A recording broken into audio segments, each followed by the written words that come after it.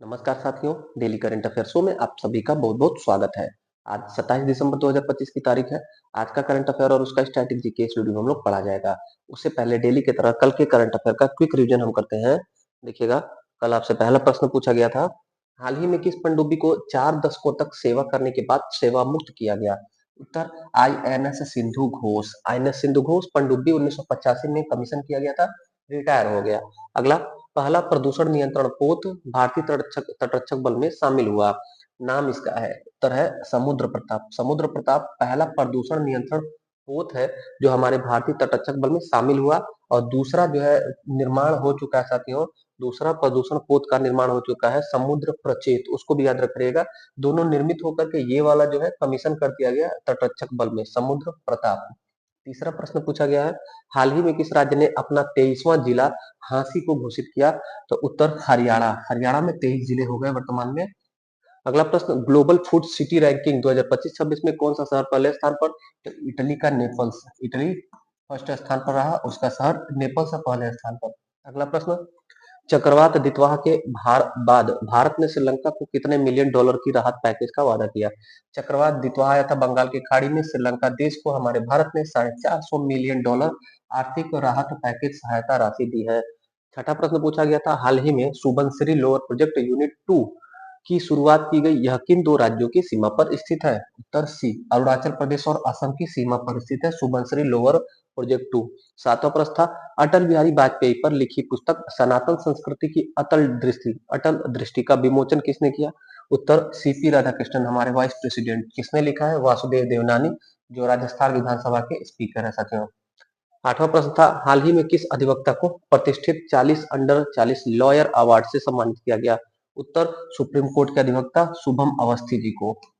ये था साथियों कल के करंट अफेयर का क्विक रिवीजन। अब पढ़ते हैं आज का करंट। आज का करंट का पहला प्रश्न है, प्रधानमंत्री ग्राम सड़क योजना के कितने वर्ष पूरे हो गए? महत्वपूर्ण, हमारे देश का एक बड़ा महत्वाकांक्षी योजना था प्रधानमंत्री ग्राम सड़क योजना, पीएमजीएसवाई। साथियों यह शुरू हुआ था 25 दिसंबर को 25 दिसंबर को सन 2000 में। किस लिए? तो नाम से स्पष्ट है कि ग्राम के सड़कों के निर्माण के लिए। हमारे देश की आबादी ज्यादातर, और परसेंटेज में अगर देखा जाए साथियों तो लगभग 69% आबादी हमारे देश की गांव में निवास करती है। महात्मा गांधी का कोटेशन भी है कि हमारे देश की आत्मा गांव में निवास करती है। लेकिन वहीं हमारे सन 2000 के आसपास में हमारे देश के जो गांव है, मैक्सिमम गांव अपने तहसील मुख्यालय या मुख्य मार्ग जो होता है उसे कनेक्टेड नहीं थे। तो उसी हर गांव को सड़क, मुख्य सड़क से जोड़ने के लिए, तहसील और जिला की सड़कों से जोड़ने के लिए प्रधानमंत्री ग्राम सड़क योजना की शुरुआत 25 दिसंबर सन 2000 को की गई। इसी का 25 वर्ष पूरा हो गया साथियों। 25 वर्ष पूरा हुआ 25 दिसंबर को। इसके बारे में डिटेल देखिएगा। इसमें कहा गया साथियों, इस प्रधानमंत्री ग्राम सड़क योजना में शुरुआत हुई थी 25 दिसंबर सन 2000 को। पीएमजीएसवाई इसका शॉर्ट नेम है। विश्व की सबसे बड़ी गांव में सड़क बनाने वाली यह योजना थी। दुनिया की सबसे बड़ी गांव में सड़क बनाने वाली योजना थी। इसका 3 चरण था, पहला चरण, दूसरा चरण और तीसरा चरण। ये परीक्षा में पूछा गया कई बार कि प्रधानमंत्री ग्राम सड़क योजना का प्रथम चरण शुरू हुआ 2000 में, दूसरा कब शुरू हुआ? तो 2013 में, तीसरा 2019 में। और साथियों हर साल प्रधानमंत्री ग्राम सड़क योजना के तहत कुछ बजट बजट आवंटन होता है, वित्तीय धनराशि आवंटित होती है। तो बजट हमारे 2025-26 में 19,000 करोड़ रुपए आवंटन हुआ था प्रधानमंत्री ग्राम सड़क योजना के तहत। इसके तहत साथियों किस क्षेत्र में कितना जनसंख्या होने पर सड़क का निर्माण किया जाएगा? तो 3 क्राइटेरिया बनाया गया है, 1, 2, 3। अगर मैदानी क्षेत्र है, समतल क्षेत्र है, तो 500 से ज्यादा आबादी अगर रहेगी उस गांव में तो वहां पर सड़क बनेगा, जो लिंक सड़क रहेगा, जिला तहसील मुख्यालय को जोड़ेगा। पहाड़ी क्षेत्र के अगर गांव है तो 250 से ज्यादा आबादी अगर रहती है तो उसको, उस गांव को सड़क दिया जाएगा, सड़क से कनेक्ट किया जाएगा। और नक्सलवाद जो एरिया होता है वहां पर थोड़ा कम क्राइटेरिया है, यानी 100, मात्र 100 से ज्यादा अगर आबादी है, 100 से ज्यादा जनसंख्या है तो उसको, उस गांव को सड़क से जोड़ दिया जाएगा, मुख्य सड़क से जोड़ करके उस गांव में सड़क का निर्माण कर दिया जाएगा। तो ये आंकड़ा थोड़ा याद रखिएगा। नक्सलाइट बेल्ट में 100 प्लस जनसंख्या, पहाड़ी बेल्ट में 250 प्लस जनसंख्या, मैदानी क्षेत्र में 500 प्लस आबादी होनी चाहिए, तब उस गांव को सड़क मिलता है जो तहसील या जिला मुख्यालय को कनेक्ट करता है। और ये बात बजट 2025-26 में हमारे देश में इस योजना में, प्रधानमंत्री ग्राम सड़क योजना में 19,000 करोड़ रुपया आवंटन किया गया। तो हम जो है आपके लिए कलेक्ट किए हैं 2014 के बाद के जो योजनाएं होती हैं उसको हम लोग अक्सर पढ़ लेते हैं करंट अफेयर में, लेकिन इकोनॉमिक्स की और हमारे देश की 2014 से पूर्व जो महत्वाकांक्षी योजनाएं परीक्षा के दृष्टि से खूब महत्वपूर्ण है, उन सबको देख लीजिएगा। सबसे महत्वाकांक्षी जो रोजगार गारंटी वाली योजना है, सन 2006 में शुरू हुई थी, नाम नरेगा। नरेगा 2 फरवरी 2006 को शुरू हुई थी, फिर उसका नाम बदल के 2 अक्टूबर 2009 को महात्मा गांधी के नाम पर मनरेगा कर दिया गया। राष्ट्रीय ग्रामीण स्वास्थ्य मिशन हमारे देश में 2005 में शुरू हुआ था। शिक्षा का अधिकार आरटीई हमारे देश में 2009 में कानून बना और 1 तारीख को 2010 में 1 जनवरी 2010 को हमारे देश में आरटीई शुरू हो जाता है। खाद्य सुरक्षा अधिनियम हमारे देश में 2013 में शुरू हुआ था, जिसके तहत साथियों कोटा और राशन की दुकानों पर खाद्य सुरक्षा मुहैया कराया जाता है। राष्ट्रीय ग्रामीण पेयजल मिशन 2009 में शुरू हुआ था, राष्ट्रीय ग्रामीण पेयजल मिशन। जवाहर रोजगार योजना 1989 में, नेहरू रोजगार योजना 1989। जवाहर नेहरू दोनों 1989 में रोजगार से संबंधित था। डोआकरा योजना था बड़ा महत्वपूर्ण, 1982 में शुरू हुआ था, महिला और बच्चों के डेवलपमेंट और सर्वांगीण विकास के लिए। ट्राइसेम योजना शुरू हुआ था 1979 में, ग्रामीण युवाओं के रोजगार के लिए। ट्राइसेम ग्रामीण युवाओं के रोजगार के लिए 1979 में शुरू हुआ था। भारत निर्माण योजना शुरू हुआ था हमारे देश में, गांव को मूलभूत आवश्यकता वाली चीजों को देने के लिए भारत निर्माण का विकास किया गया था। ये ग्रामीण विकास के लिए हुआ था भारत निर्माण। इसके तहत छह छह क्षेत्र में डेवलपमेंट किया जाना था। दूसरा प्रश्न पूछा गया है, 25 दिसंबर को राष्ट्रपति ने किस भाषा में संविधान का विमोचन किया? मोस्ट इंपॉर्टेंट क्वेश्चन साथियों, परीक्षा में छपने वाला क्वेश्चन। हमारे देश की राष्ट्रपति महामहिम द्रौपदी मुर्मू ने 25 दिसंबर 2025 को हमारे देश के संविधान का एक अनुवाद करके एक भाषा में उसको पब्लिश किया है, विमोचन किया है। वो भाषा है संथाली। संथाली भाषा में हमारे संविधान का अनुवाद करके उसका विमोचन किया है हमारे देश की राष्ट्रपति ने। संथाली, यहाँ पे 4 जो लिखे हैं साथियों भाषा है, बोडो, डोंगरी, मैथिली और संथाली। इसको शॉर्टकट में हम लोग याद करने के लिए बीडीएम्स लिख देते हैं। ये साथियों ये 92वां संविधान संशोधन के तहत 92वां संविधान संशोधन के तहत हमारे भारतीय संविधान के 8वीं अनुसूची में शामिल हुआ था। 8वीं अनुसूची में ये 4 भाषाएं शामिल हुई थी, बोडो, डोंगरी, मैथिली, संथाली। तो वही संथाली भाषा में हमारे संविधान का विमोचन किया गया। थोड़ा सा यहाँ पर हम 8वीं अनुसूची पर बात करना चाहेंगे। देखिएगा, संविधान निर्माण के समय 8वीं अनुसूची में हमारे संविधान निर्माण के समय हमारे संविधान के 8वीं अनुसूची में 14 भाषाएं थे, 14 भाषा। 21वां संविधान संशोधन से सिंधी भाषा को इसमें जोड़ा गया 8वीं अनुसूची में। फिर साथियों फिर 71वां संविधान संशोधन से नेपाली, मणिपुरी, मणिपुर की भाषा मणिपुरी और गोवा की भाषा कोंकणी, इन तीनों को 8वीं अनुसूची में शामिल किया गया। न म क नेपाली, और ये दोनों को काउंट कर देंगे तो 92 हो जाता साथियों, 71 21। तो ये संविधान संशोधन भी संयोग से है 92वां संविधान संशोधन के तहत बीडीएमएस, बोडो, डोंगरी, मैथिली, संथाली को भारतीय संविधान के 8वीं अनुसूची में शामिल कर दिया गया। तो वर्तमान में कितने हो गए देखें हम, 14 था निर्माण के समय, 15, 16, 17, 18, 19, 20, 21, 22। तो हमारे संविधान के 8वीं अनुसूची में वर्तमान में 22 भाषाएं हैं। इसी 22 भाषा में से जो संथाली है, इसी का संविधान का अनुवाद किया गया संथाली भाषा में। इसकी लिपि क्या रहेगी देखिएगा, संथाली भाषा हो गया और लिपि होगी ओल चिकी। संथाली भाषा की लिपि है ओल चिकी लिपि। महत्वपूर्ण हो जाता है, ये यूपीएससी और पीसीएस के एग्जाम में भी रह सकता है। संथाली भाषा चर्चा में रहा, संविधान का अनुवाद उसमें हुआ है, तो संथाली भाषा की लिपि क्या है? लिपि संथाली भाषा का है ओल चिकी लिपि। लेकिन होता क्या है ये लिपि, इस लिपि को देखिए साथियों, जैसे हम जो यहाँ पर लिख रहे हैं, ये भाषा भले ही हिंदी में लिख रहे हैं खड़ी बोली का प्रयोग करते हुए, लेकिन लिपि जो है वो देवनागरी है। लिपि जो है वो देवनागरी है, और देवनागरी लिपि साथियों, लिपि को अंग्रेजी में स्क्रिप्ट कहा जाता है। स्क्रिप्ट, जैसे जैसे अंग्रेजी जो भाषा है, उस अंग्रेजी भाषा को लिखने के लिए जो हम लोग लिपि का प्रयोग करते हैं वो रोमन लिपि होती है। अंग्रेजी को रोमन लिपि में लिखा जाता है। ऐसे ही साथियों पंजाबी जो भाषा होती है, पंजाबी भाषा, इसको लिखने के लिए गुरुमुखी लिपि का प्रयोग करते हैं। गुरुमुखी लिपि का प्रयोग करते हैं। संस्कृत या राजस्थानी भाषा को लिखने के लिए भी देवनागरी का प्रयोग करते हैं। देवनागरी में यहाँ पर बड़ी की मात्रा पर रहेगी साथियों। आगे बढ़ते हैं, अगला प्रश्न देखिएगा, सरदार उधम सिंह की कौन सी जयंती मनाई गई? उत्तर होगा 126वीं। सरदार उधम सिंह, नाम महत्वपूर्ण है। इतिहास और इतिहास में आधुनिक इतिहास के महान क्रांतिकारी जिन्होंने पंजाब के गवर्नर जलियांवाला बाग हत्याकांड के समय रहे पंजाब के गवर्नर माइकल ओ डायर को लंदन में जाकर के गोली मार करके जलियांवाला बाग हत्याकांड का बदला लिया था, रिवेंज लिया था। हमारे देश के महान क्रांतिकारियों में से एक सरदार उधम सिंह। इनका साथियों अभी 126वां जयंती मनाया गया। क्या है डिटेल देखिएगा। सरदार उधम सिंह का जन्म 26 दिसंबर 1899 ईस्वी को हुआ।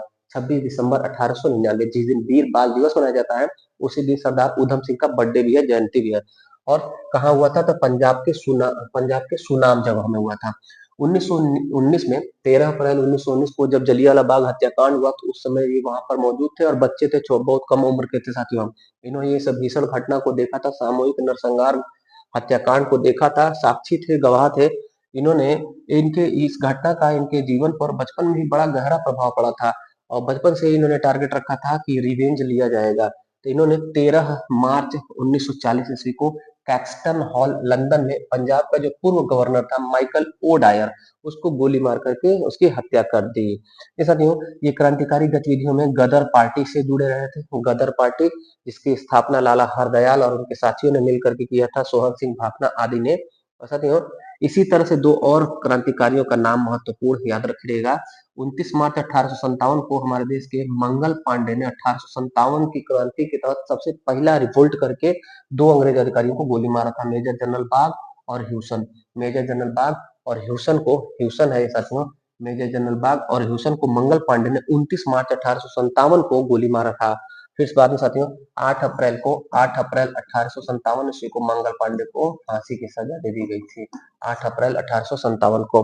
चापेकर बंधु साथियों, दामोदर चापेकर और विष्णु चापेकर दो भाई थे। इन्होंने 22 जून 1897 ईस्वी को प्लेग अधिकारी जो थे रैंड और आयस्ट, इन दोनों की गोली मार के हत्या कर दी। यह तिलक जी के शिष्य थे, तिलक जी के शिष्य लोग थे दोनों लोग। इन लोगों ने प्लेग अधिकारियों की हत्या की। उस समय साथियों इस समय के दौरान महाराष्ट्र और पूरे भारत के क्षेत्र में प्लेग महामारी फैली थी, जो चूहों पर बैठने वाले टिश्यू से फैलता है। तो उस प्लेग महामारी के तहत जो है साथियों कानून बना करके अंग्रेजों ने घर घर छापेमारी की और घर घर लोगों का स्वास्थ्य परीक्षण किया था। उसी स्वास्थ्य परीक्षण के बहाने ये लोग हमारे देश की जो महिला या पुरुष किसी भी प्रकार के बच्चे भी और बुजुर्ग भी, उन सब का सामाजिक, आर्थिक, धार्मिक और शारीरिक शोषण करते थे।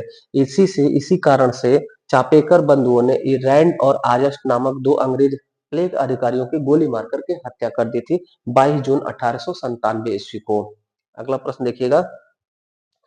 36 गेंदों में शतक लगाने वाले सबसे युवा लिस्ट ए क्रिकेटर बने। उत्तर होगा वैभव सूर्यवंशी। लिस्ट ए क्या होता है साथियों? लिस्ट ए मतलब हमारे भारत की एक प्रमुख टीम होती है जिसमें 11 प्लेयर खेलते हैं और 16 खिलाड़ी उसमें चयनित होते हैं।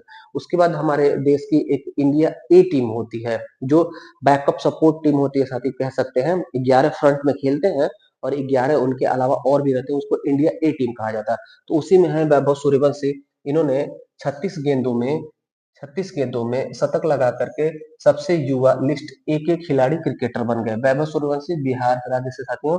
देखिएगा विजय हजारे ट्रॉफी खेलते समय 2025-26 विजय हजारे ट्रॉफी खेलते समय रांची स्टेडियम में इन्होंने अरुणाचल प्रदेश के खिलाफ अपने टीम यानी कि बिहार की ओर से 84 गेंदों पर 190 रन बना करके इतिहास रच दिया। 84 गेंद में 190 रन। वैभव सूर्यवंशी बिहार राज्य से अरुणाचल प्रदेश के खिलाफ रांची स्टेडियम में लिस्ट ए के खिलाड़ी। अगला देखिएगा। पांचवा प्रश्न है, बड़ा महत्वपूर्ण है साथियों। हमारे प्रदेश की राजधानी लखनऊ में मोदी जी का आगमन हुआ था, प्रधानमंत्री मोदी जी का आगमन हुआ था। हमारे देश में राष्ट्र प्रेरणा स्थल लखनऊ में इसका उद्घाटन किया गया। सीएम, पीएम और बहुत बड़े बड़े नेता वहां मौजूद थे लखनऊ में। तो वहीं से ये क्वेश्चन है करंट अफेयर, ये भी संभावित है परीक्षा में आ सकता है। तो इस एक प्रश्न में सब कुछ हम डालने का प्रयास किए हैं ताकि आपको सूचना भी मिल जाए, आपका प्रैक्टिस भी हो जाए। राष्ट्र प्रेरणा स्थल के बारे में सही कथन कौन सा है? देखिएगा 25 दिसंबर 2025 को लखनऊ में लखनऊ विकास प्राधिकरण एलडीए, लखनऊ डेवलपमेंट अथॉरिटी द्वारा निर्मित राष्ट्र प्रेरणा स्थल का पीएम मोदी द्वारा उद्घाटन किया गया। उद्घाटन किसने किया? पीएम मोदी ने। कहां पर? लखनऊ में। निर्माण किसने किया? एलडीए ने। कब उद्घाटन हुआ? 25 दिसंबर 2025 को। ये सही है। दूसरा देखिएगा 65 फीट ऊंची और 42 टन वजन और 65 फीट ऊंची 3 कांसे की प्रतिमा का अनावरण किया गया। ये 3 कांसे की प्रतिमा मूर्ति किसकी? तो अटल बिहारी वाजपेयी, पूर्व प्रधानमंत्री भारत रत्न अटल बिहारी वाजपेयी, जिनका जन्मदिन भी था 25 दिसंबर को, जयंती भी था 25 दिसंबर को, सुशासन दिवस भी मनाया जाता है उस उपलक्ष्य में। और अंत्योदय के शिल्पकार दीनदयाल उपाध्याय और जनसंघ पार्टी के संस्थापक श्यामा प्रसाद मुखर्जी, आशुतोष मुखर्जी के पुत्र श्यामा प्रसाद मुखर्जी, इन तीनों लोगों की कांसे की प्रतिमा लखनऊ में 65 फीट ऊंची 42 टन वजनी, यहीं पर राष्ट्र प्रेरणा स्थल पर इसका उद्घाटन भी, अनावरण भी किया गया। ये भी बात सही है। साथ ही साथ यहाँ पर साथियों म्यूजियम का और एम्फी थिएटर का और हेलीपैड का भी निर्माण हुआ था। अर्थात उपर्युक्त सभी कथन सही है। सारा बात याद रखिएगा। 25 दिसंबर 2025 को लखनऊ में एलडीए द्वारा निर्मित राष्ट्रीय प्रेरणा स्थल का उद्घाटन पीएम मोदी ने किया। 65 फीट ऊंची 42 टन वजनी 3 कांसे की प्रतिमाओं का अनावरण जो पूर्व प्रधानमंत्री अटल बिहारी वाजपेयी, दीनदयाल उपाध्याय और श्यामा प्रसाद मुखर्जी की है। साथ ही साथ वहीं पर जो राष्ट्रीय प्रेरणा स्थल है वहां पर म्यूजियम, एम्फी थिएटर और हेलीपैड का निर्माण भी हुआ। अगला देखिएगा, छठा प्रश्न पूछा गया है, 40वीं एशियाई वाटर बर्ड जनगणना का आयोजन कहाँ किया जाएगा? वाटर बर्ड यानी पानी में रहने वाली जो पक्षियां होती हैं उनका सेंसस होगा। 40वें क्रम का एशियाई वाटर बर्ड सेंसस है। इसका आयोजन होगा दक्षिण भारत में गोदावरी नदी के मुहाने पर। गोदावरी नदी के मुहाने पर 40वें क्रम का एशियाई वाटर बर्ड जनगणना का आयोजन होगा। साथ ही साथ 60वें क्रम का भी 60वें क्रम का अंतरराष्ट्रीय वाटर बर्ड सेंसस भी होगा। कब से कब? तो 10 से 11 जनवरी 2026 को। कहां पर? दक्षिण भारत में गोदावरी नदी के मुहाने पर। कौन सा राज्य? तो आंध्र प्रदेश राज्य में। कोई वन्य जीव अभ्यारण्य भी है वहां पर, तो कोरिंगा वन्य जीव अभ्यारण्य आंध्र प्रदेश। कोरिंगा वन्य जीव अभ्यारण्य, तो उसके आसपास के क्षेत्र गोदावरी नदी के मुहाने पर आंध्र प्रदेश में 10 से 11 जनवरी को 40वीं एशियाई वाटर बर्ड सेंसस और 60वीं अंतरराष्ट्रीय वाटर बर्ड सेंसस का आयोजन किया जाएगा। यहाँ देखिए साथियों, यहाँ ऑप्शन में दिया गया है एक डी संगम, इसको याद रखिएगा। संगम प्रयागराज, प्रयागराज हमारे भारत का एकमात्र ऐसा जगह, स्पेस स्थल है जहां पर साइबेरियन पक्षी प्रवास करते हैं। साइबेरियन पक्षी किस एक भारतीय क्षेत्र में प्रवास करते हैं? तो आते हैं ये लोग संगम प्रयागराज, प्रयागराज में जो गंगा यमुना का संगम है वहां पर आते हैं। अगला प्रश्न देखते हैं हम लोग, सातवां प्रश्न, भारत की पहली आतंकवाद विरोधी नीति लाने के लिए किसके द्वारा 26-27 दिसंबर 2025 को नई दिल्ली में एक बड़े सम्मेलन का आयोजन होगा? उत्तर होगा साथियों एन एन आई ए, एनआईए, नेशनल इंटेलिजेंस एजेंसी, राष्ट्रीय जांच एजेंसी एनआईए के द्वारा साथियों, एनआईए के द्वारा भारत की पहली आतंकवाद विरोधी नीति जो लाई जाएगी, इसी के लिए एक सम्मेलन का आयोजन, एक बड़े सम्मेलन का आयोजन कराया जाएगा। यानी एक सम्मेलन हो रहा है जिसको एनआईए कंडक्ट कराएगा। किस लिए? तो हमारे देश का पहला आतंकवाद विरोधी नीति बनने वाला है, उसी के संबंध में यह सम्मेलन हो रहा है। कहां पर? नई दिल्ली में। कब? तो 26 से 27 दिसंबर 2025 में। आगे डिटेल में देखिएगा, एनआईए जिसका फुल फॉर्म है राष्ट्रीय जांच एजेंसी, यह एक बड़ा सम्मेलन 26 से 27 दिसंबर 2025 को नई दिल्ली में करेगी, प्रस्तावित है। एनआईए का स्ट्रेटेजी के देखिएगा साथियों, एनआईए का शुरुआत सन 2009 में हुआ था। इसके प्रमुख है वर्तमान में सदानंद दाते और इसके संस्थापक राधा विनोद राजू। राधा विनोद राजू ने एनआईए का गठन किया था। वर्तमान में प्रमुख सदानंद दाते हैं। 2009 में शुरुआत हुई। और याद रखें साथियों, हमारे देश में 26/11 नाम से एक हमले को जाना जाता है, याद किया जाता है। आतंकी हमला हुआ था 2008 ईस्वी में मुंबई में, जो अजमल कसाब वगैरह आतंकी 10 आतंकी जो थे वो हमारे भारत के गेटवे ऑफ इंडिया बम्बई से एंट्री करके बहुत सारे लोगों को प्रभावित किए थे।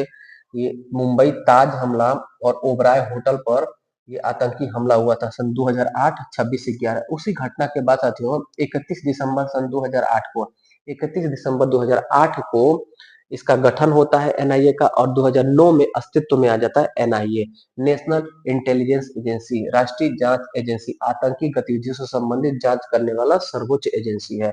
किसके अधीन होता है? गृह मंत्रालय के अंतर्गत यह कार्य करता है। कौन है मंत्री? तो अमित शाह, गृह मंत्री हमारे देश के अमित शाह है। साथ ही साथ अमित शाह हमारे देश के सहकारिता मंत्री भी हैं। ये था साथियों आज का 8 महत्वपूर्ण करंट अफेयर। कैसा लगा आज का क्लास? फीडबैक जरूर दीजिएगा और एक क्वेश्चन का जाते जाते उत्तर भी दे दीजिए साथियों। हमारे देश में पहली बार जनगणना कब हुआ था? पहली बार जनगणना हमारे देश में कब हुआ था? बाकी फिर मिलते हैं अगले क्लास में, तब तक के लिए धन्यवाद। जय हिंद।